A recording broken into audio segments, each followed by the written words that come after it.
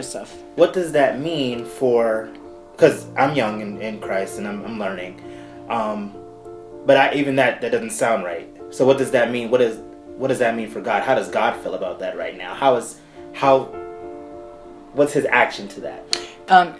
Basically, he's showing me that a house divided cannot stand. I'm looking at the fact that in this season, there's no way you could possibly be hearing from God and act like that.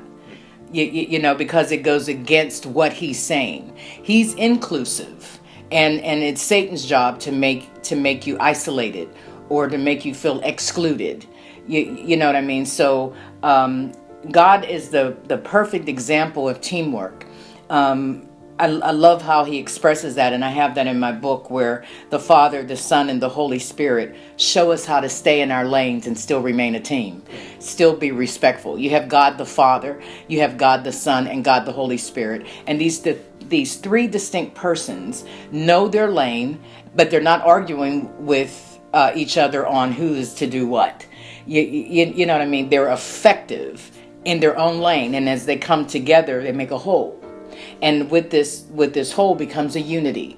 And we as a people, meaning the human race, have not decided to work as a whole and bring our different gifts and talents to the table to be of assistance, because everybody's trying to be the head of a thing. And we forget that God is the ultimate head. And that's why I said people have this, when you look at it from a visual standpoint, imagine a body.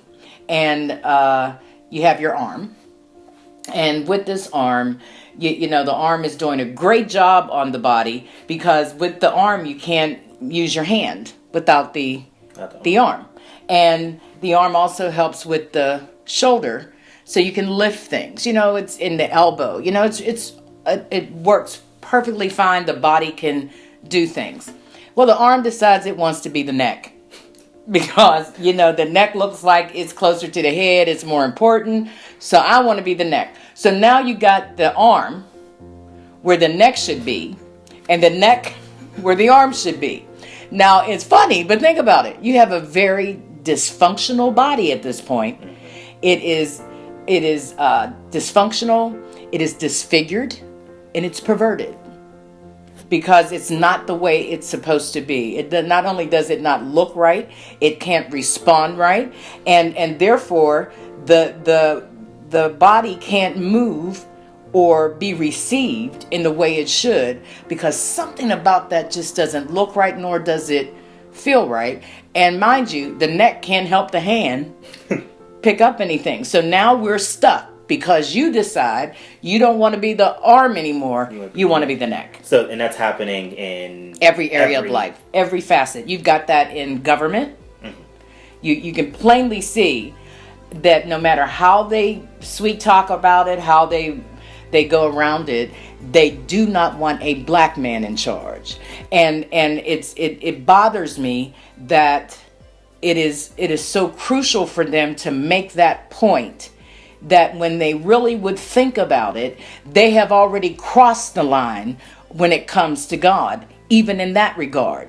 Because whoever asked God if that was his man? Now, he made some mistakes when he made God angry when he signed abortion into law, when he signed same-sex marriage into law. Okay, that's not gay bashing, and it's not telling people to go have abortions. But God is this type of God that when he writes something in his word, he means what he says, and he says what he means. So he is not just the president of people who are straight. He's also the president of people that are gay. But he's going to have to also be mindful of how to do things from God's perspective and not people's perspective. Because whenever you line up with God, you will be a better person for everyone. And so he did make God upset with that. But how I knew he was God's man in the first place is that his policies was riding on change. Yes. And if you are a believer in Christ, you know that is what repentance means. Repentance is to change the way you think about something, change the way you do something. So I was looking at that and I'm like, wow, that's not a coincidence that his platform is on change and thinking forward. And I was like, wow.